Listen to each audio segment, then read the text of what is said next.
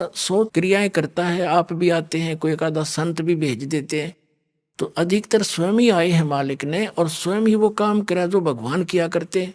तो भगवान और गुरु वो तो ऑल इन वन थे, वो तो सब कुछ थे दाता। लेकिन अन्य जो गुरु है वो गुरु है और भगवान अन्य है। गुरु परमात्मा का पुजारी होता है और उसे मिलाने वाला मीडिया होता है। गुरु भगवान नहीं होता, भगवान तो भगवान ही होता है। लेकिन उस परमात्मा को पाने के लिए एक विधि बताई है परमात्मा ने कि अपने गुरु को आप एज ए गॉड ट्रीट करना, उससे भगवान की तरह व्यवहार करना, ताकि जब तुम यहां से जाओगे इसी रूप में आगे भगवान परीक्षार्थ बैठेगा और यहां जैसा व्यवहार आप कर रहे हो, जैसे विचार अपने गुरुजी के प्रति रखते हो, वो वहां भी होंगे। तो वहां जैसी आपकी व्यवहार विचार त्रुटि युक्त होंगे तो वहां से आपको रिजेक्ट कर दिया जाएगा, फिर वापस गिर जाओगे। तो इसलिए परमात्मा कहते हैं गुरु मानुष कर जानते ते नरकइये अंध, महादुखी संसार में आज्ञा काल के फंद। गुरु गोविंद कर जानियो रहियो बचन समाए और मिले ते दंडवत बंदगी नहीं पल पल ध्यान लगाए। अब कहने का भाव क्या है कि जैसे ये दास है, इस दास के स्थान पर भगवान आ सकते थे, वो आ जाए और आप उनको खोज रहे हो, भगवान अब यहां आ जाए, वो भगवान आपका कैसा व्यवहार होगा, जैसा इस दास के प्रति आपका है। तो उस परमात्मा के प्रति जो आपका भाव बनेगा और वो भाव इस दास के प्रति नहीं है तो वहां भी नहीं बनेगा आपका फिर उसके प्रति। अब जैसे परमात्मा यहां आ जाए आपको, जिसकी आप खोज कर रहे हो, तो किस प्रकार लपटोगे उसके चरणों में, रोगे, मुंह की तरफ देखोगे, 100 बार शुक्र मनाओगे, भगवान बड़े भाग जाएंगे, दर्शन होगे। जिस भगवान को हम खोज रहे हैं और वो आज इस दास के स्थान पर होता रहा, वो तो हजारों बार हुए हैं, रहे हैं दाता, हम नहीं समझ सके। उसको जन साधारण एक भक्त संत समझ कर हमने उनसे डील किया। आप जो व्यवहार मेरे से कर रहे हो वैसा उसके साथ करोगे। तो परमात्मा वहां जब जाएगा तो यहां ये सोचकर हमने गुरुदेव से डील करना चाहिए कि मान लियो भगवान बैठे हमारे सामने, भगवान के सामने कपट से बात नहीं की जा सकती। जो आदेश देव श्रोधार्य ही होना चाहिए, अपनी नहीं चलानी चाहिए, क्योंकि वो आपके हितैषी हैं, आपका बुरा नहीं चाहते, केवल भले के लिए आपको आदेश देंगे, ऐसा नहीं करना, ऐसा नहीं करना, केवल ऐसा ही करना। वचन मानोगे तो भगत बनोगे और आपका कल्याण होगा। यहाँ कहते मुख पर वचन करे पर माना और घर पर जाकर करे विज्ञाना। मुख पर तो गुरु जी की बात मान ले, हाँ जी हाँ जी, घर जाकर न सोचो ना, नो थोड़ा ऐसे थोड़ा करना है, बताइए मर्यादा कैसे छोड़ेंगे। तो फिर के खाक से सो तुम। जो गुरु बचन पर डट गए कट गए फंद 84 के, भाई जो गुरु बचन पर डट गए कट गए फंद 84 के।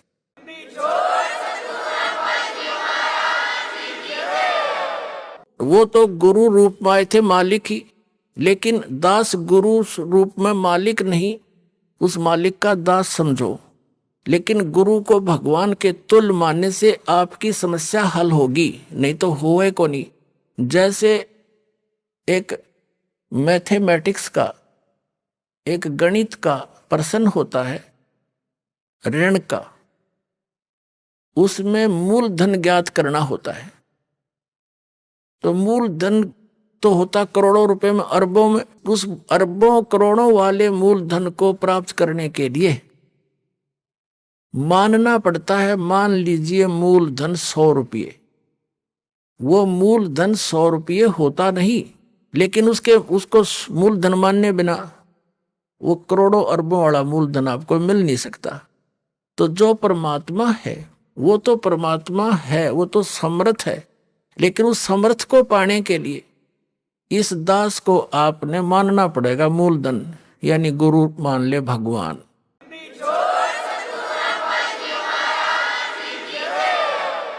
तभी आपकी यह समस्या हल होएगी, नहीं तो कति नहीं हो, 0 नंबर आओगे आपके। तो इस प्रकार समझदार को संकेत बहुत होता है। अब प्रसंग चल रहा है कि फिर जब भक्ति मार्ग पर चल पड़ते हैं, घना सामान धर के सिर पर नहीं चला जाता है, ये परंपराएं हटानी पड़ेंगी और जैसे भगवान रखे न्यो रहना पड़ेगा। जैसे कर का जहर का रंग हो रही हो, कहो कौन तीस खावे राम रंग हो रही हो। अब रंका बंका झोपड़ी में रहते थे, वृद्ध हो गए थे, और क्या करते थे, जंगल से लकड़ी तोड़कर लाते थे, उसको बेचकर अपना खाने जोगा रखकर बाकी गुरुदेव के चरणों में भंडारे में लगा देते थे। एक दिन नामदेव जी गुरुदेव यानी कबीर परमात्मा गुरु रूप में आए हुए थे, उनसे कहने लगे, गुरुदेव आपके दो भगत, दो तीन भगत हैं, कितने निर्धन हैं, इनको कुछ धन दे दो, इनका टाइम भी पास हो जा, भक्ति भी गणी कर ले। अब परमात्मा ने सोचा कि नामदेव तो बालक है, कति श्रद्धा बतेरी है, पर इसमें विवेक बना नहीं। अरे भक्ति करें और ये कौन से बर्तन बनाओ है। वहां से लकड़ी तोड़ी, वहां तक लकड़ी तोड़ने जाते हैं तो मंत्र करते जाते हैं, लकड़ी तोड़ के सिर पर धरी मंत्र करते आते हैं, भक्ति मत बाधा है नहीं।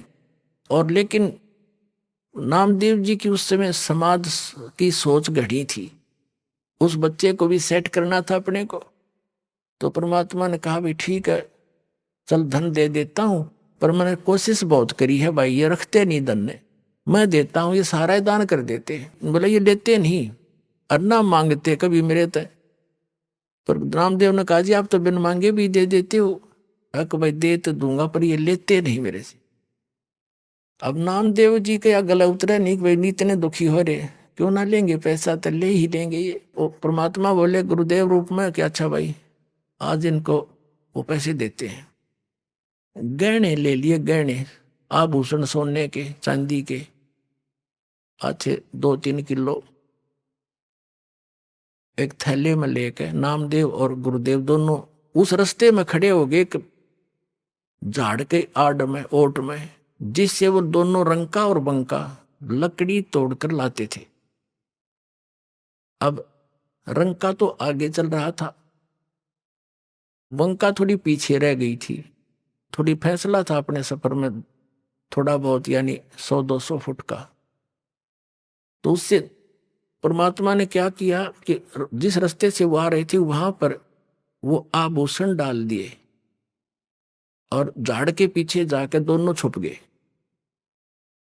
अब आगे आ रहा था रंका, उसने देखा गहने पड़े हैं, और औरत जो है गहनों को देखकर लालच में आ जाती है, कहीं बंका अपने कर्म ना बिगाड़ ले।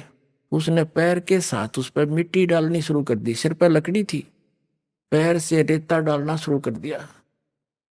अब बंका ने देखा मेरे पति रुक कैसे गए, कोई पैर में क्या हो गया इनको। उन्हें ध्यान से देखा, ये तो आभूषणों पर मिट्टी